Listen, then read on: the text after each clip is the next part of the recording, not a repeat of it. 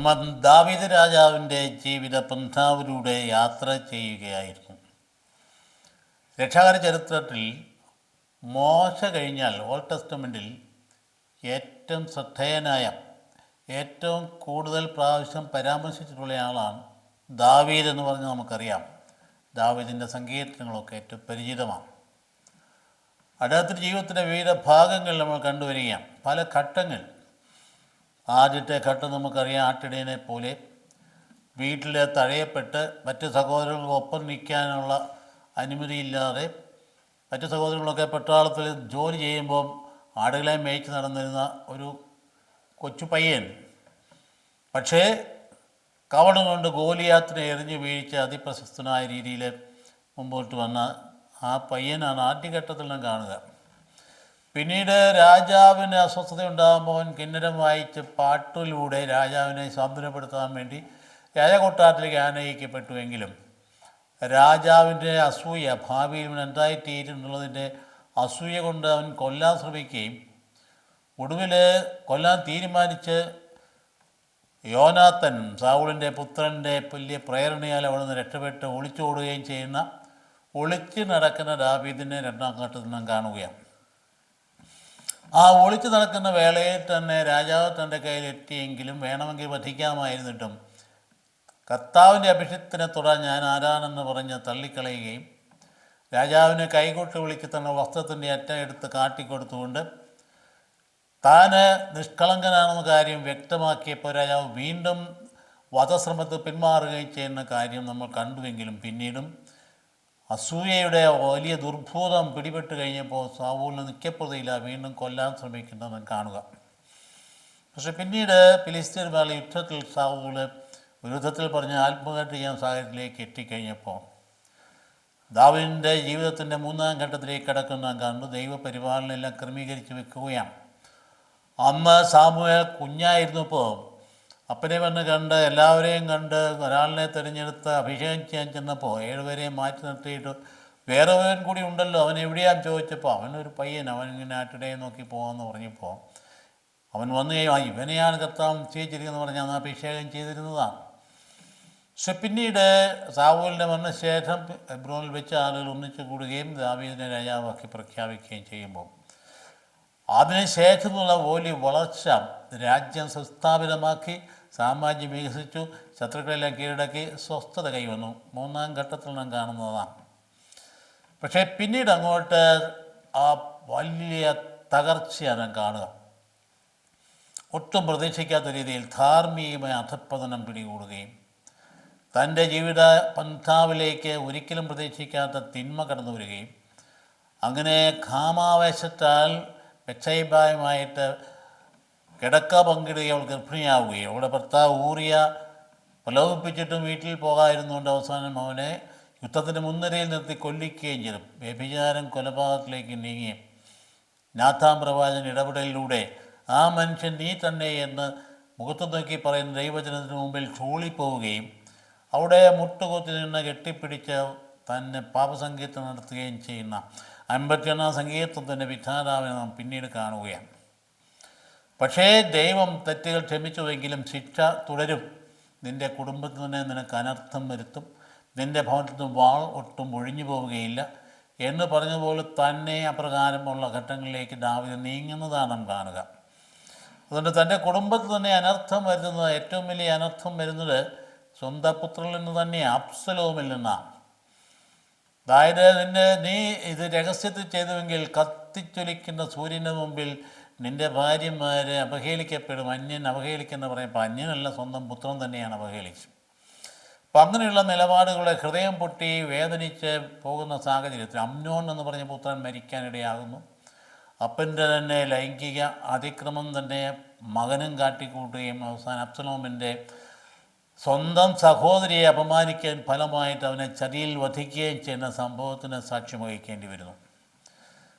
കണ്ടോ, ദാവീദിൻ്റെ ജീവിതത്തിൻ്റെ അനുതാപവും സങ്കീർത്തനവും വഴിയായിട്ട് തൻ്റെ പാപം മോചിച്ചുവെങ്കിലും ചെയ്ത തെറ്റിൻ്റെ ശിക്ഷ തുടരുന്നതാണ് കാണുക.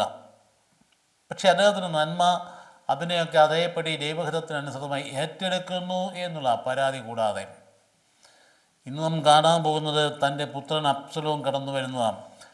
അപ്പനെ കൊന്നിട്ട് രാജസിംഹാസനം കൈക്കലാക്കാൻ ശ്രമിക്കുന്ന ആ പുത്രൻ്റെ എടുത്തു ചാട്ടമാണ് ചെറുപ്പത്തിൻ്റെ ചോരത്തിളപ്പിൻ്റെ പ്രത്യാഘാതങ്ങളാണ് ഇപ്പോൾ നാം കാണാൻ പോകുന്നത്. ഓർത്ത് നോക്കാം. പിന്നീട് അങ്ങോട്ട് വീണ്ടും തുടരുകയാണ്. അപ്പം അതുകൊണ്ട് 16 അധ്യായം തൊട്ട് സാമൂഹ്യ 2-ാം പുസ്തകം 16 അധ്യായം തൊട്ട് 20-ാം അധ്യായം വരെയുള്ള ഭാഗങ്ങൾ നമ്മളിൽ നിന്ന് പെട്ടെന്ന് ഓടിച്ച് കാണുകയാണ്. അവിടെ കടന്നു പോകുമ്പോൾ നമുക്കുണ്ടാകേണ്ട ചിന്ത, ഈ ദാവീദിൻ്റെ ജീവിതത്തിൽ വെച്ച് കാണുന്ന കാര്യങ്ങൾ അതിനകത്തൂടെ ഉരുത്തിരിഞ്ഞ സന്ദേശം എല്ലാ കാലത്തും പ്രസക്തമായിട്ടുള്ളൊരു കാര്യമാണ് എന്നതാണ്. അതായത് അപ്പൻ ചെയ്ത അതിക്രമത്തിന് മക്കളുടെ തിരിച്ചടി ഉണ്ടാകുന്നു. ഇപ്പം ദൈവം എപ്പോഴും തെറ്റിന് അത് മോചനം നൽകുമെങ്കിലും മോചിക്കുമെങ്കിലും അതിനർഹമായ ശിക്ഷ അനുഭവിക്കേണ്ടി വരുമെന്നുള്ള താക്കീത് മനുഷ്യകുലത്തിന് പ്രദാനം ചെയ്യുകയാണ് അവിടെ. ഇപ്പം ദാവീദ് വിഷമിക്കുന്നു. അബ്സലോം പെട്ടെന്ന് നുണയൊക്കെ പറഞ്ഞതിൻ്റെ ഹെബ്രോണിലേക്ക് പോകുന്നു. നേർച്ച കാഴ്ചയുണ്ടെന്ന് പോയത് പക്ഷേ അപ്പനെതിരായിട്ട് സൈന്യത്തെ സംഘടിപ്പിക്കാൻ വേണ്ടിയായിരുന്നു. അപ്പനെ രാജമാർഗത്തിൽ നിന്ന് പുറത്താക്കാൻ വേണ്ടി. പക്ഷേ ദൈവത്തിൻ്റെ പദ്ധതി വേറൊന്നായിരുന്നു. അബ്സലോമിൻ്റെ അഹങ്കാരം ദൈവം സമ്മതിച്ചു കൊടുത്തില്ല. അവിടെ അദ്ദേഹത്തിന് ഉപദേഷ്ടാവായ അഹിത്തോപ്പൽ എന്ന് പറയുന്ന ആൾ ചേരുന്നു. അഹിത്തോപ്പൽ അപ്പൻ്റെ ഉപദേഷ്ടാവായിരുന്നത് കൂറുമാറി മകൻ്റെ കൂടെ ചേരുന്നു. എന്നാൽ അവിടെ ഹൂഷായി എന്ന് പറയുന്ന മറ്റൊരാൾ തന്ത്രപൂർവ്വം അബ്സലോമിൻ്റെ കൂടെ നിൽക്കുന്നു എന്ന വ്യാജന നിൽക്കുകയും രഹസ്യങ്ങൾ മുഴുവൻ അപ്പന് ചാർത്തി കൊടുക്കുകയും ചെയ്യേണ്ട സാഹചര്യം ഉണ്ടാകുന്നു. ഇത് നമ്മൾ കാണാൻ പോകുന്ന സംഗതി ഏതാണ്? ഹൂഷായിയുടെ ഉപദേശം, അതായത് അവൻ ആരുടെ കൂടെ നിൽക്കുന്നു എന്ന് പറഞ്ഞപ്പോൾ ഉടനെ രാജാവ് നീ നാൾ വാഴട്ടെ, നീ മണ്ടൻ തെറ്റിദ്ധരിച്ചു അബ്സലോമിനെ കുറിച്ചാണ് പറയുന്നത്. അതുകൊണ്ട് ഇവനെ വളരെ വിശ്വസ്തനായിട്ട് സ്വീകരിക്കുക. രാജാവ് നിങ്ങൾ വാഴട്ടെ എന്ന് മാത്രമല്ല, കർത്താവും ഈ ജനവും ഇസ്രായേലിലും തിരഞ്ഞെടുത്തവൻ്റെ ഭാഗത്താണ് ഞാനെന്ന് പറയുമ്പോൾ അദ്ദേഹം തെറ്റിദ്ധരിച്ചു അബ്സലോമിൻ്റെ ഭാഗത്താണ് എന്ന്. ഇദ്ദേഹം പറഞ്ഞു തന്നെ കർത്താവും ജനവും തിരഞ്ഞെടുത്ത ഈ അബ്സലോമിനെ കർത്താവ് തിരഞ്ഞെടുത്തില്ല, ജനവും തിരഞ്ഞെടുത്തില്ല. ഒക്കെ അത് മനസ്സിലാക്കാൻ കഴിയും. അതുകൊണ്ട് അഹങ്കാരിക്ക് ഒരിക്കലും സത്യം ഗ്രഹിക്കാൻ കഴിവില്ലാണ്ട് പോകും എന്നുള്ളതിൻ്റെ പാഠം ഇതിൽ നാം മനസ്സിലാക്കുകയാണ്. അപ്പം അങ്ങനെ അതൊരു അംഗീകാരമായിട്ട് അദ്ദേഹം കരുതുകയാണ്. പിന്നെ എന്താ പറയുന്നത്? തള്ളിപ്പറഞ്ഞില്ല. അദ്ദേഹത്തെ തള്ളിപ്പറയാതെ ഇങ്ങനെ ഒരാളും അപ്പൻ്റെ വിശ്വസ്തനായ ആൾ ഒരു വിധത്തിൽ പറഞ്ഞാൽ ചാരനായി തൻ്റെ കൂടെ കൂടുകയും എല്ലാ രഹസ്യങ്ങളും അപ്പനെ അറിയിക്കുന്ന സംവിധാനം ഏർപ്പെടുത്തുകയും നമ്മുടെ കാണുന്നത്. അപ്പോൾ അന്നേരം സമയത്ത് അഹിത്തോപ്പൽ എന്ന് പറയുന്ന ആൾ ഏതായാലും ശരി രണ്ടും രണ്ടായിട്ട് പോകാൻ പോവുകയാണ്. അതുകൊണ്ട് അബ്സലോമിൻ്റെ കൂടെ തന്നെ കൂടിക്കളയാം. തനിക്ക് ഭാവി ഉണ്ടാകണമെങ്കിൽ അബ്സലോം രാജാവാകണം. അതുകൊണ്ട് അങ്ങനെ ഉണ്ടാകണമെങ്കിൽ അപ്പനുമായുള്ള ബന്ധം കംപ്ലീറ്റ് കട്ട് ചെയ്ത് കളയണം. അതുകൊണ്ട് അഹിത്തോപ്പലിൻ്റെ ഉപദേശമാണ് കൊടുത്തത് അപ്പൻ്റെ ഉപനാരികളുമായിട്ട് ശയിക്കാൻ. വാസ്തവത്തിൽ ലേവ്യരുടെ പുസ്തകത്തിൻ്റെ 1-ാം പുസ്തകത്തിൻ്റെ 18-ാം അധ്യായം 8-ാം വാക്യത്തിൽ പറഞ്ഞിരിക്കുന്ന വ്യഭിചാരം ചെയ്തെന്ന് പറഞ്ഞിരിക്കുന്ന കൽപ്പനയുടെ അതിഭയങ്കരമായ ലംഘനമാണ് ഇവിടെ ഉപദേശമായിട്ട് കൊടുക്കുന്നത്. കൽപ്പന ലംഘനമാണ്. അപ്പോൾ അതുകൊണ്ട് ശിക്ഷാവിധി അതേ സമയത്ത് കൽപ്പനയുടെ ലംഘനമാണ് ഉപദേഷ്ടാവ് കൊടുക്കുന്നെങ്കിൽ തന്നെയും ഇൻഡയറക്റ്റായിട്ട് കർത്താവിന് ശിക്ഷാവിധി പ്രാബല്യത്തിൽ വരുന്നതാണ് കാണുന്നത്. അതായത് നീ ഇത് രഹസ്യത്തിൽ ചെയ്തുവെങ്കിൽ പരസ്യമായി നീ ഭാര്യനെ അവഹേളിക്കപ്പെടുമെന്ന് പറഞ്ഞ ആ ശിക്ഷ നടപ്പാകുന്നതാണ് അവിടെ കാണാൻ പോകുന്നത്. അതുകൊണ്ട് എന്താ സംഭവിക്കുക? ഇവിടെ വാസ്തവത്തിൽ അബ്സലോം ജനത്തെ വഞ്ചിച്ചു, പ്രൗഢി കാണിച്ച് ഭയങ്കരമായ ഓളം സൃഷ്ടിച്ച് താനാണ് ജനപ്രീതിയുള്ളയാൾ, അതായത് പ്രീതി നായകനാണ്, അപ്പം ജനപ്രിയനാണ് എന്ന് വരുത്തി തീർത്തത് വാസ്തവത്തിൽ വ്യർത്ഥതയായിരുന്നു. അതുകൊണ്ട് നേടാനൊന്നും അദ്ദേഹത്തിന് കഴിഞ്ഞില്ല. അപ്പോൾ അതുകൊണ്ട് പലപ്പോഴും ജനവും അതുതന്നെ ആ നുണകളെല്ലാം വിശ്വസിക്കുകയും ചെയ്തു. അപ്പോൾ ഇയാൾ ചെയ്ത വാഗ്ദാനമൊക്കെ നുണയാണ്, പച്ച നുണയാണെന്നൊന്നും മനസ്സിലാക്കി ജനം എല്ലാ കാലത്തും ഏതാണ്ട് ഒരുപോലെയാണ്. ഇന്ന് രാഷ്ട്രീയക്കാർ ചെയ്യുന്ന പോലെ തന്നെ അവർ ഒരുപാട് ഇപ്പോൾ തെരഞ്ഞെടുപ്പ് വരികയല്ലേ, അപ്പോൾ ഒരുപാട് വാഗ്ദാനങ്ങളുമായിട്ട് വരും. നമ്മുടെ ജനം കുറേയൊക്കെ അങ്ങ് വിശ്വസിക്കും. അതുപോലെ എന്തെങ്കിലുമൊക്കെ വലിയ ഔദാര്യം ചെയ്തപോലെ വരുത്തി വയ്ക്കും. എന്നിട്ടൊക്കെ നേരാന്നങ്ങ് ധരിക്കുകയും ചെയ്യും. കാര്യത്തെ വരുമ്പോൾ ഒന്നും നടക്കില്ല. അപ്പോൾ എല്ലാ കാലത്തും നടക്കുന്ന സംഗതികൾ തന്നെയാണ്. അപ്പോൾ അതുകൊണ്ട് അവിടെ ഉണ്ടായിരുന്ന അഴിമതികളും അതുപോലെ അങ്ങനെയുള്ള സാഹചര്യങ്ങളെക്കുറിച്ച് ജനത്തിൻ്റെ കണ്ണ് തുറക്കാതിരിക്കാനുള്ള തട്ടിപ്പ് അവരുണ്ടാക്കി വെക്കും. എല്ലാവരും രാഷ്ട്രീയ നേതാവും ചെയ്യുന്നതാണ് തൻ്റെ ഭാഗത്തോ തൻ്റെ പാർട്ടിയുടെ ഭാഗത്തോ തൻ്റെ ഭരണകൂടത്തിൻ്റെ ഭാഗത്തോ അഴിമതികളെ അത് ചർച്ചയ്ക്ക് വിധേയമാക്കാതിരിക്കാൻ വേണ്ടി അനുദിനം വിഷയം മാറ്റി വിടുന്ന നാം കാണുന്നുണ്ട്. അത് ചർച്ച ചെയ്ത് കഴിഞ്ഞാൽ ഇവർ താഴെ പോകും. അതുകൊണ്ട് വേറെ വിഷയം എടുത്തു വെച്ചുകൊണ്ട് മറ്റു തരത്തിലേക്ക് കാര്യങ്ങൾ നീക്കുന്നത് ഇന്ന് അനുദിനം നമ്മൾ കണ്ടുകൊണ്ടിരിക്കുന്ന കാര്യമാണ്. ഒരു പ്രാധാന്യമില്ലാത്ത കാര്യത്തെ പ്രാധാന്യമുള്ള കാര്യമായിട്ട് കൊണ്ടുവന്നിട്ട് യഥാർത്ഥ അഴിമതിയെ പൂഴ്ത്തിവെക്കുന്ന സാഹചര്യങ്ങൾ നമ്മൾ എപ്പോഴും കണ്ടുകൊണ്ടിരിക്കണം. അപ്പോൾ അതുകൊണ്ട് യാഥാർത്ഥ്യ ബോധം എന്ന് പറയുന്നത് ഇങ്ങനെയുള്ള ആളുകൾക്കുണ്ടാവില്ല, പാദസേവകർക്കൊട്ടും ഉണ്ടാവില്ല. കാരണം അവരെ സംബന്ധിച്ച് എങ്ങനെയെങ്കിലും തൻ്റെ രാഷ്ട്രീയ നേതാവ് വിജയിക്കണം, വിജയിച്ചു കഴിഞ്ഞാൽ അതുവരെയുള്ള ആനുകൂല്യങ്ങൾ ഉണ്ടാക്കുന്നത് മാത്രം അവിടെ ഉള്ളിലുള്ളൂ. അതേസമയത്ത് ഈ രാഷ്ട്രീയ നേതാക്കൾ ഇങ്ങനെ ചെയ്യുന്നു, അവരെ സുരക്ഷിതത്വത്തിൽ അവരിയ്ക്കും. സാധാരണ ജനങ്ങളുടെ വിഷമോ വേദനയൊന്നും അറിയില്ല. യഥാർത്ഥ നേതാവ് ജനത്തിൻ്റെ വേദന അത് കാണുകയും കണ്ണീരൊപ്പുകയും ചെയ്യുന്നവനായിരിക്കും. അങ്ങനെയുള്ള നേതാക്കന്മാർ വളരെ കുറവാണെന്ന് നമുക്കറിയാം. ആയിടെയാണ് അങ്ങനെ ഷിമേയി എന്ന് പറയുന്ന ആൾ ദാവീദ് രാജാവിനെ വാസ്തവത്തിൽ അപഹസിക്കുകയും അദ്ദേഹം ഒളിച്ചോടുന്ന സമയങ്ങളിൽ അദ്ദേഹത്തെ വളരെ മോശമായിട്ട്, അദ്ദേഹം സാവൂൾ വംശത്തിൽപ്പെട്ട ആളാണ്, അപ്പോൾ അതുകൊണ്ട് വളരെ മോശമായിട്ട് പരിഹസിക്കുകയും ചെയ്ത ആളിനോട് ദാവീദ് പ്രതികാരം ചെയ്യാതെ വളരെ വിവേകത്തോടുകൂടി അവനെ വധിക്കാൻ തൻ്റെ അനിയെ ഒരിക്കലും വേണ്ട, വിട്ടേരെ എന്ന് പറഞ്ഞുകൊണ്ട് ക്ഷമിച്ചില്ലെങ്കിലും ശരി തക്കതായ രീതി വളരെ ആ സമയത്ത് ഒരു നല്ല നേതാവിന് യോജിച്ച രീതി പെരുമാറുന്ന ആളിനെ നമുക്ക് കാണാനും കഴിയും. അപ്പോൾ അങ്ങനെ സാവധാനത്തിൽ നമ്മൾ നീങ്ങുമ്പോൾ അബ്സലോം എന്ന് പറയുന്ന ആളിൻ്റെ ആ നീക്കത്തുനിന്ന് ഒരു വശേ കൂടി അപ്പൻ ഇറങ്ങി പുറപ്പെട്ടു. നമ്മൾ കണ്ടതാണ്. കൊട്ടാരത്തിന് പുറത്ത് ചാടിയിട്ട് ഒരു തരത്തിൽ വിഷമിച്ച് ആകെപ്പാടെ അദ്ദേഹം യോർദ്ദാനതിരെ അവിടെ ചെന്ന് തന്നെ ഒരു വിധത്തിൽപ്പെടുന്ന സുരക്ഷിതത്തിൽ ചെന്ന് എത്തിക്കഴിഞ്ഞപ്പം അവിടേക്ക് വിവരങ്ങളെല്ലാം ഏൽപ്പിക്കാൻ, പറഞ്ഞയക്കാൻ അല്ലെങ്കിൽ തന്നെ അറിയിക്കാൻ വേണ്ടി ആളുകളൊക്കെ ക്രമീകരിച്ച് വെച്ചിട്ടുണ്ട്. അങ്ങനെയാണ് സംഭവങ്ങൾ നടക്കുന്നത്. അതുകൊണ്ടാണ് ഏതെങ്കിലും കാര്യത്തിൽ നമ്മളെല്ലാം സുരക്ഷിതരാണെന്ന് വിചാരിക്കുന്നുവെങ്കിൽ, തിന്മയാണ് ചെയ്യുന്നതെങ്കിൽ ആ സുരക്ഷിതത്വത്തിൻ്റെ അടിയുടെ എവിടെയെങ്കിലും തട്ട് കിട്ടുമെന്നുള്ള സംശയമില്ല. തിന്മയാണ് ചെയ്യുന്നതെങ്കിൽ, നന്മയാണെങ്കിൽ നിഷ്കളങ്കതയാണെങ്കിൽ ദൈവം സംരക്ഷിക്കുമ്പോൾ സംശയം വേണ്ട. അപ്പോൾ അതുകൊണ്ട് ഇവിടെ വിപ്ലവമായിട്ട് അബ്സലോം ഇറങ്ങി പുറപ്പെട്ടിരിക്കുകയാണ്. അപ്പോൾ ദാവീദിന് ഒരേ സമയത്ത് ശിക്ഷയും, ഒരേ സമയത്ത് ശിക്ഷ ദാവീദിന്, അതേസമയത്ത് മകൻ അന്ത്യത്തിലേക്ക് നീങ്ങാൻ പോകാം. അഹങ്കാരി, അപ്പനെ ധിക്കരിക്കവൻ, അതിഭയങ്കരമായ രീതിയിൽ ഭൗതിക ദാഹമുള്ള ആളും അവൻ തകരാൻ കാണാൻ പോകുന്നത്. അപ്പോൾ വിശ്വസ്തരായ ആളുകളെ, അവർ ചാരന്മാരെ വിശ്വസ്തത കാണിച്ചില്ല എന്നുള്ളതാണ്. അതായത് ഇവരെ വീണ്ടും ദാവീദിൻ്റെ അടുത്ത് നിന്ന് കാര്യങ്ങളൊക്കെ പറഞ്ഞു.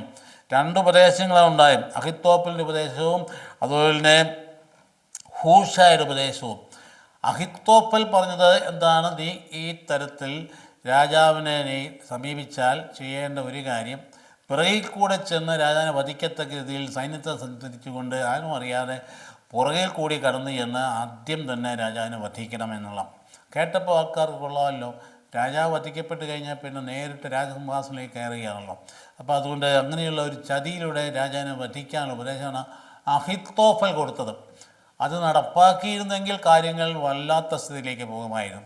ആ സമയത്താണ് ബുദ്ധിമാനായ ഹൂഷായി എന്ന് പറയുന്നത്. അതേസമയത്ത് ഒരേ സമയം ദാവീദിൻ്റെ ആളും അത് തിരിച്ചറിയാതെ അബ്സലോം ഇരിക്കുകയും ചെയ്യുമ്പോൾ അദ്ദേഹം കൊടുത്ത ഉപദേശം വ്യത്യസ്തമായിരുന്നു.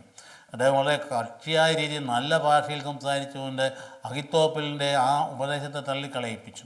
എന്താ പറഞ്ഞാൽ, അദ്ദേഹം പറഞ്ഞു, നിനക്കറിയാൻ പോലെ എൻ്റെ അപ്പനാരാ, യുദ്ധ നിപുണനാണ്, അത്ര എളുപ്പത്തിലുള്ള ഉള്ളിലെ കൊല്ലാനൊന്നും പറ്റത്തൊന്നുമില്ല. തന്നെ അദ്ദേഹത്തിൻ്റെ കൂടെയുള്ള ആരാന്നറിയാമോ, പരിചയസമ്പന്നരായ പട്ടാളക്കാരാണ്, നിൻ്റെ പട്ടാളക്കാരെ പോലെയല്ല, ഇത് നീ പുതുതായിട്ട് എടുത്ത സൈന്യമാണ്. അതുകൊണ്ട് നീ നേരിട്ട് പുറകെ കൂടി ചെന്ന് കൊല്ലാൻ ശ്രമിച്ചാൽ അത് അപകടകരമായിരിക്കും എന്ന് പറഞ്ഞുകൊണ്ട് ഹൂഷായി കൊടുത്ത ഉപദേശം പെട്ടെന്ന് അതും തോന്നിയിട്ട് ഇതാണല്ലോ ശരിയെന്ന് തോന്നിയിട്ട് അത് സ്വീകരിക്കുന്നതോടൊപ്പം തന്നെ ഹൂഷായി ചാരന്മാരെ വിട്ട് നേരെ ദാവീദിന്റെ കാര്യങ്ങൾ പറഞ്ഞ് സ്ഥലം വിട്ടോളാൻ പറയും. അവിടെ നിന്ന് സ്ഥലം വിട്ടു. എന്തിനാ, ഇവർ സൈന്യം ഒരുങ്ങി വരുന്ന സമയം കൊണ്ട് ആ രംഗത്ത് നിന്ന് അപ്രത്യക്ഷമാകാൻ വേണ്ടി ഇപ്പം വഴി പറഞ്ഞു കൊടുക്കുക. ചാരന്മാർ പോകുന്ന വഴിക്ക് അവർ ചെയ്യുന്നു ഒരു പെട്ടെന്ന്, അതായത് അബ്സലോമിൻ്റെ പടയാളികളെ കണ്ടുകൊണ്ട് ആ തട്ടിൽ നിന്ന് പൊട്ടക്കണകളകത്ത് ആടി അവിടെ ഒളിച്ചിരിക്കുകയും അവസാനം അവർ പോയി കഴിയുമ്പം വരികയും ചെയ്യുന്ന. പണ്ട് ജോഷിയ പോയപ്പം വാഗ്ദാന നാട് കീഴടക്കാൻ ചെന്നപ്പം ചാരന്മാരെ ഒരാൾ സംരക്ഷിച്ചതിൻ്റെ കഥ അനുസ്മരിപ്പിക്കുന്ന രീതിയിൽ സംഭവം അവിടെ നടക്കുന്നുണ്ട്. അപ്പോൾ അങ്ങനെ ഇവർ മുമ്പോട്ട് പോകണം. അങ്ങനെ പോകുന്ന അവസരത്തിലാണ് അബ്സലോമിനെ ദാവീദ് പറഞ്ഞു, അന്നേരവും യുദ്ധം മുമ്പോട്ട് പോകട്ടെ, പക്ഷേ ഒരു കാര്യം ചെയ്യണം, തൻ്റെ മകനോട് മയമായിട്ട് പെരുമാറണം. അതായത് മകനെ വധിക്കാൻ വരുന്നു പുത്രൻ, അപ്പനോ യുദ്ധത്തിൽ മകനെ വധിക്കരുത് എന്ന് പറഞ്ഞുകൊണ്ട് മകനുള്ള സ്നേഹം പ്രകടമാക്കി. ഇതാണ് അതിലെ വൈരുദ്ധ്യം. ഒരു ഭാഗത്ത് അതിഭയങ്കരമായ പുത്രവാത്സല്യം, മറുഭാഗത്ത് അധികാരമോഹം കൊണ്ട് അപ്പനെ കൊല്ലാനും വധിക്കാൻ മടിയില്ലാത്ത ഒരു സാഹചര്യം. അപ്പോൾ അതുകൊണ്ട് അങ്ങനെയുള്ള ചാരന്മാരെല്ലാം കഴിഞ്ഞിട്ട് അതിനുശേഷം മഹനായിം എന്ന് പറയുന്ന സ്ഥലത്ത് ദാവീദ് മകളെ മേടിച്ചു. മഹനായിം എന്ന് പറയുന്ന സ്ഥലത്ത് ദാവീദ് പാളയമടിക്കുകയാണ്. അപ്പോൾ കുറച്ച് ദൂരെ അകലത്തിലാണ്. അപ്പോൾ എത്ര പെട്ടെന്ന് ചെന്ന് നേരിട്ട് പുറകെ കൂടി ചെന്ന് കൊല്ലാനൊന്നും പറ്റില്ല, നേരിട്ട് യുദ്ധത്തിൽ ഏർപ്പെടേണ്ടതായിട്ട് വരും. അപ്പോൾ അവിടെ വെച്ച ഇശ്ബോശത്ത് എന്ന് പറയുന്ന ആൾ സാവൂളിൻ്റെ പുത്രൻ കടന്നു വരികയും അവനൊരു സംശയമില്ലാതെ അവനെ ഉൾക്കൊള്ളുകയും ചെയ്യുന്നുണ്ട്. സാവൂളിൻ്റെ പുത്രനെ പഴയ നമുക്കറിയാം, ഒരു തരത്തിലും ഒരു വിരോധമില്ലാതെ തന്നെ ഭജിക്കാൻ ഒരുങ്ങി നടന്ന രാജാവാണെങ്കിൽ പോലും ആ പുത്രനുണ്ട് അദ്ദേഹം ഒരു സംശയവും കൂടാതെ തന്നെ അത് കരുണ കാണിക്കുന്ന നമുക്ക് കാണാൻ കഴിയുന്നു. അപ്പോൾ എന്നാൽ ഇത് കേട്ടിട്ട് ഇവർ പുറപ്പെട്ട് കഴിഞ്ഞപ്പോഴത്തേക്ക് അഹിത്തോബൽ എന്ന് പറഞ്ഞ ആൾ ഒരു വിധത്തിൽ പറഞ്ഞാൽ യൂദാസിൻ്റെ സ്വഭാവമാണ്. അദ്ദേഹം മനസ്സിലായി ചെന്ന് കഴിഞ്ഞാൽ ഈ പറഞ്ഞ ഉപദേശം കൊണ്ട് ഹുഷായുടെ ഉപദേശം സ്വീകരിക്കപ്പെട്ട് തൻ്റെ തള്ളിക്കളഞ്ഞ് ഒരു വിധേന അബ്സലോം രാജാവായിട്ട് വഴിയാണെങ്കിൽ തീർച്ചയായും ആദ്യ ഉപദേശം നൽകിയ ആളിനെ തൂക്കിക്കൊല്ലും. അതുകൊണ്ട് അദ്ദേഹം തന്നെത്താൻ തൂങ്ങി മരിച്ചു. അതായത് വളരെ ദുഷ്ടമായ രീതിയിൽ ഉപദേശം കൊടുത്തയാൾ താൻ വെച്ച കെണി തനിക്ക് തന്നെ നിലയിൽ തൂങ്ങി മരിക്കേണ്ടവർ വരുന്ന കാണുന്നുണ്ട്. അപ്പോൾ എണ്ണം കൂടുതൽ സൈന്യം അബ്സലോമിനായിരുന്നെങ്കിൽ തന്നെയും പയറ്റിത്തെളിഞ്ഞ പട്ടാളക്കാരായിരുന്നു ദാവീദിൻ്റേത്. അതുകൊണ്ട് ദാവീദിന് എപ്പോഴും വിജയം സുനിശ്ചിതമാണ്. അപ്പോൾ എന്നായത് ദാവീദ് തൻ്റെ പട്ടാളത്തെ മൂന്ന് ഗണമായിട്ട് തിരിച്ച് അറ്റാക്ക് ചെയ്യാനായിട്ട് ഒരുങ്ങി. അപ്പോൾ 10,000 പേർക്ക് ഇപ്പോൾ ദാവീദ് മുമ്പ് യുദ്ധം ചെയ്യാൻ തുടങ്ങിയപ്പം തൻ്റെ വിശ്വസ്തരായ അനുയായികൾ പറഞ്ഞു, വേണ്ട, അവിടുന്ന് ഞങ്ങൾക്ക് 10,000 പട്ടാളക്കാർക്ക് തുല്യനാണ്.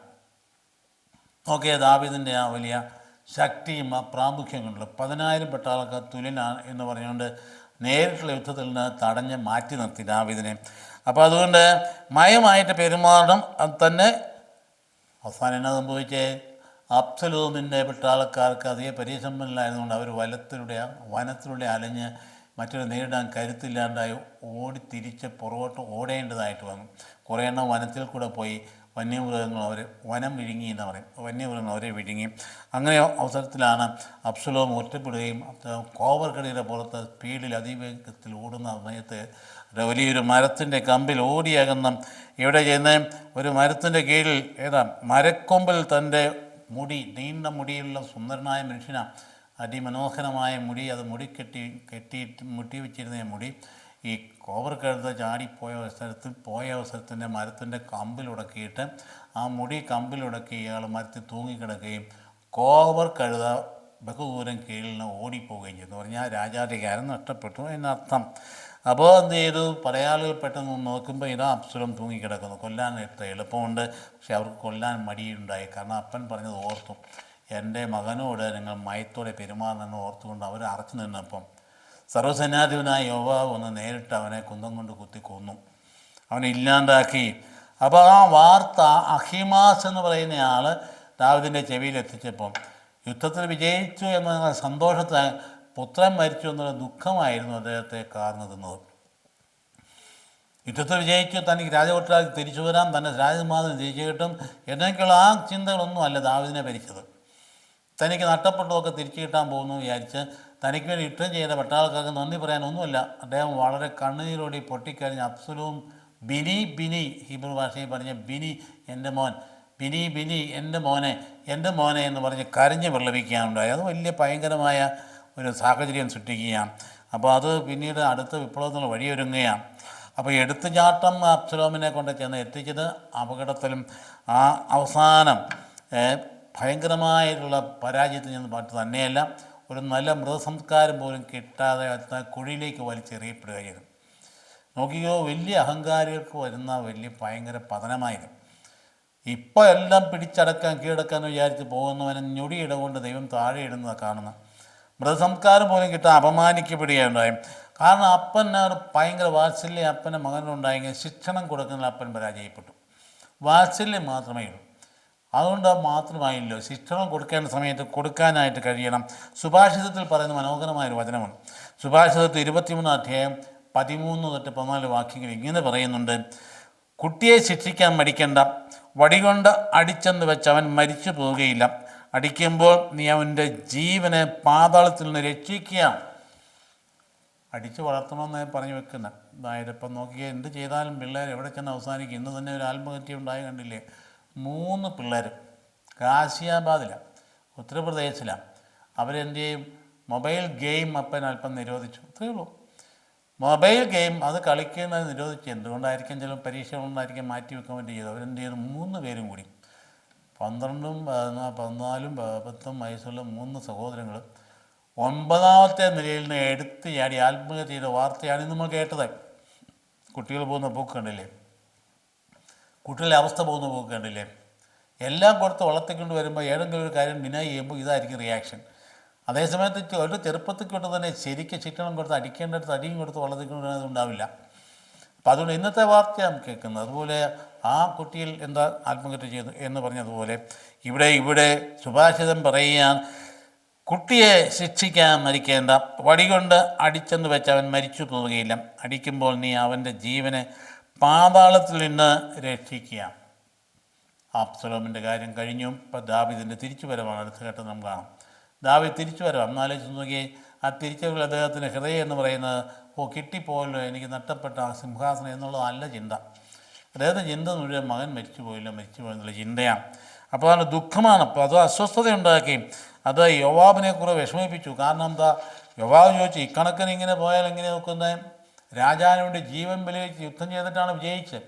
ആ പട്ടാളക്കാർക്ക് നന്ദി പറയാനോ പ്രോത്സാഹിപ്പിക്കാനോ രാജാവ് തയ്യാറാകുന്നില്ല. രാജാവ് മുഖം മ്ലാനപതനായിട്ട് അദ്ദേഹം നടക്കുക. അപ്പോൾ യോവാബ് ഭീഷണിപ്പെടുത്തി, ഇത് ശരിയല്ല, ഇങ്ങനെ പോയാൽ നാളെ ഒറ്റ പട്ടാളക്കാരൻ കൂടെ കാണുകയെന്ന് ഓർത്തോളാൻ പറഞ്ഞ് ഭീഷണിപ്പെടുത്തിയപ്പോഴാണ് അതിനല്പം മനസ്സിന് മാറ്റം ഉണ്ടാകുന്നത്. അപ്പോൾ അങ്ങനെ ഏതോ അദ്ദേഹത്തെ സംബന്ധിച്ചിടത്തോളം ഈ വളരെ ഗർഭിണിയമായ ഒരു സാഹചര്യമായിരുന്നു. അദ്ദേഹത്തെ യൂദാ ഗോത്രത്തിനായ അമാസയെ സൈന്യാധിപനാക്കി. യോവാബ് ഇങ്ങനെ തിക്കാരൻ നിലയിൽ അദ്ദേഹത്തിന് പറഞ്ഞതൊക്കെ ശരിയാണെങ്കിലും അത്ര ഇഷ്ടപ്പെട്ടില്ല. അതുകൊണ്ട് മറ്റൊരാളെ സൈന്യാധിപനാക്കാണ് ദാവീദ്. അപ്പം അതായത് മക്കളുടെ വാത്സല്യം കൊണ്ട് ചെയ്യരുതാത്തൊക്കെ ചെയ്ത് കൂട്ടുന്നതാണ് അവിടെ. നമ്മുടെ കുടുംബങ്ങളിൽ നടക്കുന്ന ഒരു കാര്യമാണ്. മക്കളുടെ വാത്സല്യം കൊണ്ട് നീതി നിഷേധിച്ചാൽ, ചെയ്യേണ്ടതിന് പകരം ചെയ്യരുതാത്ത് ചെയ്തു കഴിഞ്ഞാൽ അതൊക്കെ വീണ്ടും തിരിച്ചടിയായിട്ട് വരികയുള്ളൂ. അപ്പോൾ എന്താ, ഗിൽഗാലിലേക്ക് അദ്ദേഹം പോവാൻ. ഗിൽഗാൽ നമുക്കറിയാം എവിടാന്നുള്ളത്. ഗിൽഗാൽ എവിടാം? വാഗ്ദത്ത നാളിലേക്കുള്ള യാത്രയിൽ ജനം യോർദാൻ നദി കടന്ന് അക്കരെ കയറിയപ്പോൾ ജോഷുവ നയിച്ചത് ഗിൽഗാലിലേക്കാണ്. ഓർക്കുന്നുണ്ടോ? അതല്ലേ അവിടെ യോർദാൻ നദിയിൽ നിന്ന് 12 കല്ലെടുത്ത് ഗിൽഗാലിൽ നാട്ടി. ഇതെന്തിനാണെന്ന് ചോദിക്കുമ്പം, ഭാവി തലമുറ ചോദിക്കുമ്പം പറയണം, നമ്മുടെ ജനം പൂർവീകരെ ഈ നദി കിടന്നപ്പോൾ ആ വെള്ളം വറ്റിയിരുന്നു എന്നതിൻ്റെ സൂചനയും അതിൻ്റെ ഓർമ്മയുമായിട്ടാണ് ഗിൽഗാലിലെ 12 സ്തംഭങ്ങൾ എന്ന് പറഞ്ഞ് പഠിപ്പിച്ച ഭാഗം ഓർക്കുക. ആ ഗിൽഗാലിലേക്ക് ദാവീദ് വരികയാണ്. അപ്പോൾ ദാവീദ് വരുമ്പോഴത്തേക്കും സ്വീകരിക്കാനാണ് യൂദാ ഗോത്രത്തെപ്പറ്റി ആളുകൾ കൂടുതൽ അടുത്ത് വരുന്നു. യൂദാ ഗോത്രത്തിൽ വരവേൽപ്പിന് വേണ്ടി പ്രത്യേകിച്ച് 4 പേര് കൃത്യമായിട്ട് അവിടെ പറയുന്നുണ്ട്. ആ കൂടെ ഷിമേയും വരുന്നുണ്ട്. ഷിമേയ് എന്ന് പറഞ്ഞാൽ തന്നെ ഉപദ്രവിച്ച ഷിമേയ് ഉടനെ അഭിഷായി എന്ന് പറയുന്ന ആൾ ഉടനെ അവനെ വധിക്കേണ്ടത് വധിക്കേണ്ടെന്ന് പറയും. അവന് വധിക്കാതെ വിട്ടുകൊടുക്കുന്നതാണ്. അതേസമയത്ത് യോനാത്തിൻ്റെ മകൻ മെഫിബോശത്തിൻ്റെ സേവകൻ സീബ കുടുംബസഹിതം വരുന്നു. അവനെ കാര്യമായിട്ട് സ്വീകരിക്കുകയും ചെയ്യുന്നുണ്ട്. അതേസമയത്ത് ബർസില്ലായി എന്ന് പറയുന്ന ആൾ, ഗിലയാദിൽ വന്ന ആൾ, ഒരു നല്ലൊരു മനുഷ്യൻ, രാജാവിനെ അനുധാവനം ചെയ്യാൻ പ്രായാധിക്കൊണ്ട് പറ്റാത്തതുകൊണ്ട് പകനെ കൂട്ടത്തിൽ വിടുന്നതായിട്ട് നമുക്ക് കാണുകയാണ്. അപ്പോൾ വാസ്തവത്തിൽ കാണുന്നത് പൊതു നന്മ എന്ന് പറയുന്ന കാര്യത്തെയാണ് നമ്മൾ ലക്ഷ്യം വയ്ക്കേണ്ടത്, എപ്പോഴും വ്യക്തിപരമായ താല്പര്യത്തെയല്ല. അപ്പോൾ അടുത്ത് വരുന്നതാണ് ഇതിൻ്റെ പരിണതഫലമായിട്ട് രാജാവ് ഇങ്ങനെ ദുഃഖിതനായിട്ട് കാരണം അതിനോട് വിരോധം വേണ്ട ആൾക്കാരൊക്കെ ഒന്നിച്ചു കൂടി ശേബ എന്ന് പറയുന്ന ആളിനെ ഒന്നിച്ചു കൂട്ടിയിട്ട് അവിടെ ഒരു പ്രതിവിപ്ലവം നടക്കുക. അടുത്ത വിപ്ലവത്തിലേക്ക് പോകാം. തർക്കമുണ്ടായി. യൂദാ വംശത്തിൽ പറഞ്ഞു, ഞങ്ങളാണ് ഇത്രയും കാര്യങ്ങൾക്ക് അദ്ദേഹത്തെ സ്വീകരിക്കാൻ വന്നിരിക്കുന്ന, മറ്റവരെക്കാരും മുമ്പെന്തിലാണ് എന്ന് പറഞ്ഞപ്പോൾ അവരെ കുറ്റപ്പെടുത്തി. കാരണം ആരാണെങ്കിലും പ്രാമുഖ്യം എടുത്ത് കാണിക്കും, മറ്റുള്ളവർ തിരിച്ചടിക്കുമല്ലോ. അങ്ങനെ വന്ന് ഷേബ എന്ന് പറയുന്ന ആൾ ഒന്നിച്ച് കൂടിയിട്ട് പറഞ്ഞു, ഇന്ന് നമുക്ക് ദാവീദുമായിട്ട് ഒന്നിച്ചൊന്നും വേണ്ട.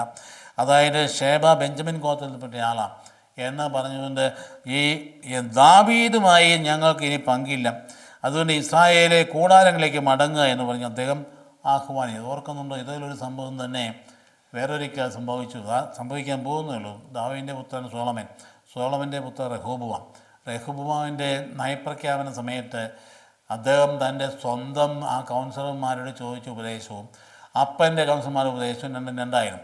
അപ്പൻ്റെ കൗൺസിലർമാർ പറഞ്ഞു, നീ ഒരു കാര്യം ചെയ്യണം, നിൻ്റെ അപ്പൻ സോളമൻ രാജാവ് ഒരുപാട് ആളുകളെ കഷ്ടപ്പെടുത്തി ദേവാലയം പണിയിപ്പിക്കാൻ, ഈ കൊട്ടാരം പണിയിപ്പിക്കാൻ കണ്ടമാനം നികുതി ചുമത്തി. അതുകൊണ്ട് അവരെ ഇനി പീഡിപ്പിക്കാൻ പാടില്ല, പണിതെല്ലാം തീർന്നല്ലോ, അതുകൊണ്ട് നീ അവർക്ക് ഒരു നികുതി പറ്റി കുറയ്ക്കണം, അതുപോലെ തന്നെ ഇനി അടിക്കാനും പിടിക്കാനും പാടില്ല എന്ന് പറയും.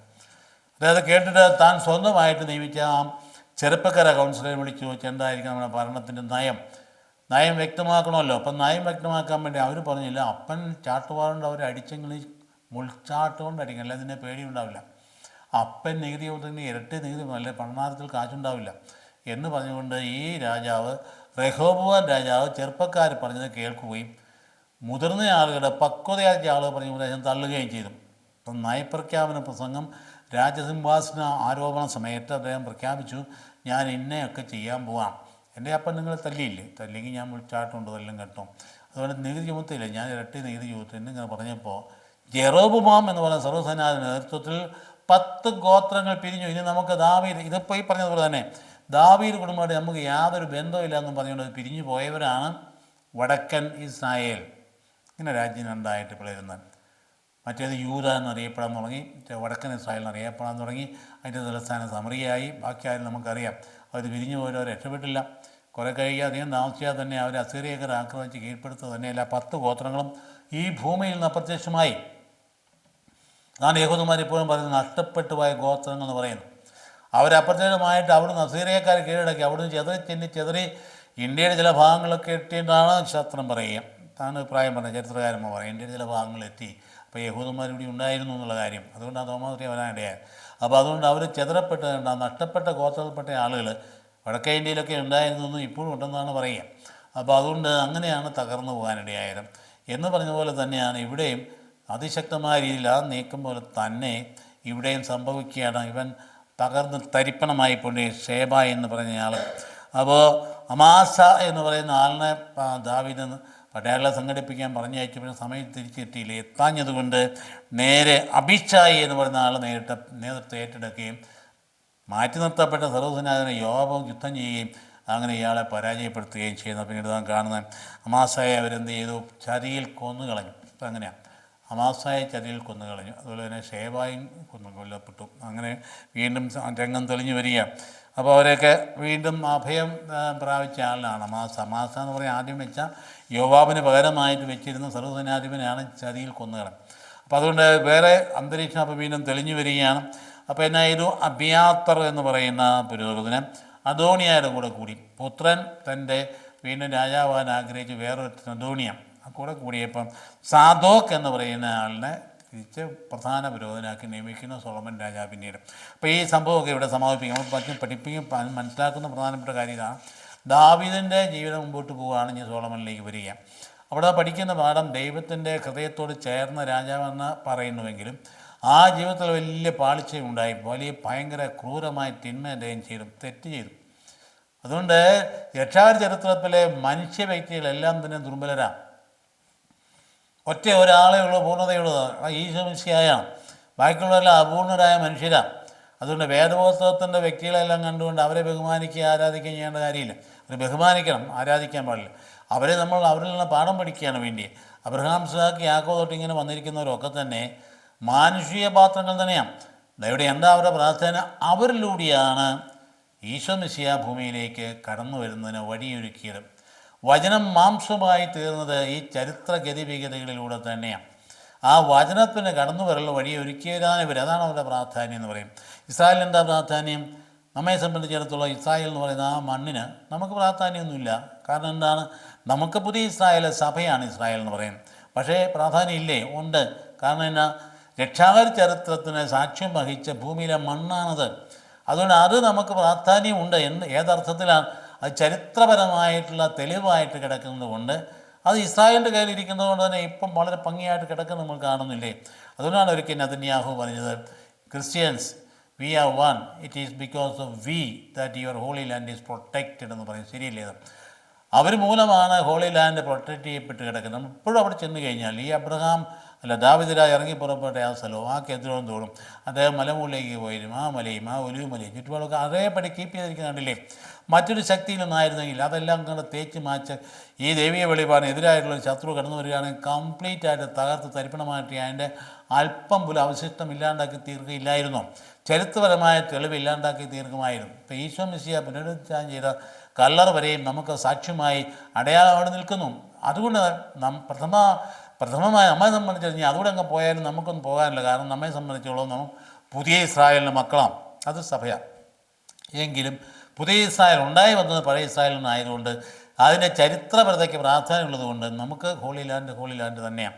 പണ്ട് ഹോളി ലാൻഡ് പോയി സന്ദർശിക്കുന്നതും ബന്ധപ്പെടുന്നതുമൊക്കെ നല്ല കാര്യം. അപ്പോൾ ഇപ്പോൾ നമ്മൾ അവിടെ ചെന്നാൽ ദാവീദിനെ സംസ്കരിച്ച സ്ഥലമൊക്കെ വളരെ ഭംഗിയായിട്ട് അവിടെ സൂക്ഷിച്ച് വെച്ചിട്ടുണ്ട്, നമുക്കിത് കാണാവുന്നതാണ്. അപ്പോൾ അതുകൊണ്ട് ആ പ്രദേശത്തിൻ്റെ ഓരോ ഭാഗത്തിനും ഓരോ മണ്ണിനും അതിന് ഇന്നും ഓൾഡ് ടെസ്റ്റമെൻ്റുമായിട്ട് അഭേദ്യമായ ബന്ധമുണ്ട്.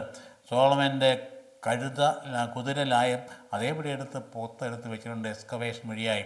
അതുകൊണ്ട് ഇതൊക്കെ ചരിത്രപരമായ സത്യങ്ങളാണെന്ന് എടുത്ത് തെളിയിക്കുന്ന സംഭവങ്ങളാണ് നമ്മൾ ഇസ്രായേൽ ചെന്ന് കാണുന്നത്. കോടിക്കണക്കിന് ഡോളറിൻ്റെ എക്സ്കവേഷൻസാണ് ഇസ്രായേൽ നടന്നുകൊണ്ടിരിക്കുന്നത്. അതുപോലെ ഈ ഒരു ഗ്രന്ഥത്തെക്കുറിച്ച് ലോകത്ത് നടക്കുന്നിടത്തോളം ഗവേഷണം, വിശുദ്ധ ഗ്രന്ഥത്തെക്കുറിച്ച് നടത്തുന്ന ഗവേഷണം ഒരു ഗ്രന്ഥത്തെക്കുറിച്ച് ലോകത്ത് നടക്കുന്നില്ല. അത്രയധികം കോടികൾ ചെലവഴിച്ച് ആ ഗ്രന്ഥത്തിൽ കാണുന്ന സ്ഥലങ്ങളും ആ പ്രദേശങ്ങളും ഒക്കെ എക്സ്കവേറ്റ് ചെയ്ത് കണ്ടെത്തി പുറത്ത് കൊണ്ടുവരുന്നതിനുള്ള പരിശ്രമം തുടർച്ചയായിട്ട് നടന്നുകൊണ്ട് ഇസ്രായേൽ ചെന്ന് കാണാൻ വരുന്നത് അങ്ങനെ. അതുകൊണ്ട് മണ്ണ് ഇങ്ങനെ ലെയറായിട്ട് നൂറ്റാണ്ടുകൾ കൂടി വന്നു കഴിയുമ്പോൾ ഈ പല സ്ഥലങ്ങളൊക്കെ അതിന് അടിയിലാണ് കിടക്കുന്നത്. അടിയിലൊക്കെ എടുക്കുന്നത് കൊണ്ടുവരിക. അങ്ങനെയാണ് കൊമറാൻ മലമുകളിൽ നിന്നതുകൊണ്ട് ഏഷ്യയിലെ ചുരുളുകൾ കണ്ടെത്തി 1947. അപ്പം നമ്മൾ വിശ്വസിക്കുന്ന കാര്യങ്ങൾ ചരിത്ര സത്യങ്ങളാണ് എന്ന് നമ്മൾ പഠിപ്പിക്കാൻ ഉതകുന്നതാണ് ഇങ്ങനെയുള്ള ഇസ്രായേലിലുള്ള അനുഭവം, ഇസ്രായേലിനെക്കുറിച്ചുള്ള പാഠവും പഠനങ്ങളും അവിടെ ചെന്ന് കാണുന്ന ആ മണ്ണും ആ മലമുകളും അവിടെയുള്ള ചുറ്റുപാടുകളും. ഇപ്പം കർത്താവ് ഉത്ഥാനത്തിൽ കൂടെ ആ വലിയ തിരുവുത്ഥാനത്തിന് കല്ലറയും പിന്നെ അവിടെ കർത്താവ് അന്ത്യത്താഴം നടത്തി വിശുദ്ധ സ്ഥാപിച്ച ആ സ്ഥലവും ഒക്കെ അതേപടി ഇത് നിൽക്കുകയാണ്. അവിടുന്ന് കർത്താവ് അന്ത്യത്താഴം കഴിഞ്ഞ് ഇറങ്ങി വന്ന നടന്ന നടകൾ വരെ അവിടെ തന്നെയുണ്ട്. കർത്താവ് ഗെത്സമേനോട് പോയി പ്രാർത്ഥിച്ച സ്ഥലവും പ്രാർത്ഥിച്ചു ഉണ്ടായിരുന്ന മരത്തിൻ്റെ അത്ര കാലം പഴക്കമുള്ള ഓക്ക് വൃക്ഷത്തിൻ്റെ കുറ്റി ഇപ്പോൾ അവിടെ തന്നെയുണ്ട്. ശാസ്ത്രം തെളിയിച്ചുള്ളതാണ്. അതേ മരം തന്നെയാണ്. അതായത് പത്തോസിഞ്ഞാക്കം യോഗനാനും പോയി ചാരി ഇരുന്ന് ഉറങ്ങിയ സ്ഥലം അതവിടെ തന്നെയാണ്. അതുകൊണ്ട് നമുക്ക് അതല്ല പ്രധാനപ്പെട്ട കാര്യം. ദാവീദിലൂടെ നമ്മൾ കണ്ടെത്തുന്നത് രക്ഷാകര ചരിത്രത്തിൻ്റെ ഒരു ഭാഗം ഇറങ്ങി നമ്മളിലേക്ക് വരുന്നതാണ്. അപ്പോൾ ദാവീദിലൂടെ പുതിയ ഒരു രക്ഷാകര വാഗ്ദാനത്തിലേക്ക് വഴി തെളിഞ്ഞു വരിക. ദാവീദിൻ്റെ പുത്രൻ, അതാരാണ് അവസാനം വരുന്നത്? ഈശോ മിശിഹായി അറിയപ്പെടുന്ന എപ്പോഴും ദാവീദിൻ്റെ പുത്രനായിട്ട്. അപ്പം ചരിത്രത്തിൽ പിറന്ന കർത്താവ് ചരിത്രപുരുഷനാണ് ഈശോ മിശിഹ. അല്ല, ഇതൊരു സങ്കല്പ കഥാപാത്രമല്ല, ഇതൊരു ഐതിഹ്യമല്ല, മറ്റു കാലങ്ങളിലെ സങ്കല്പങ്ങളല്ല. ഈ മണ്ണിൻ്റെ ഗന്ധമുള്ള മണ്ണിൻ്റെ മണമുള്ള ചരിത്ര യാഥാർത്ഥ്യമാണ്. ആണ് ഈശോ മിശിഹ ഈ ഭൂമിയിൽ ഈ മണ്ണിൽ പിറന്നതിൻ്റെ വംശാവലിയിൽ തെളിഞ്ഞു നിൽക്കുന്നയാളാണ് ദാവീദിൻ്റെ വംശത്തിൽപ്പെട്ടയാളാണ് യോസേപ്പ് പിതാവ്. അതാണ് ദാവീദിൻ്റെ പുത്രനായിട്ട് ജനിച്ചു എന്ന് പറയുന്നത്. അതുകൊണ്ട് നമ്മളിവിടെ സമാപിക്കുകയാണ്. നമ്മുടെ കർത്താവ് ഈശോ മിശിഹായുടെ കൃപയും പിതാവ് അദ്ദേഹത്തിൻ്റെ സ്നേഹവും പരിശുദ്ധ സഹവാസവും നമ്മളെല്ലാവരും ഉണ്ടായിരിക്കട്ടെ, ഇപ്പോഴും എപ്പോഴും എന്നേക്കും. ആമേൻ.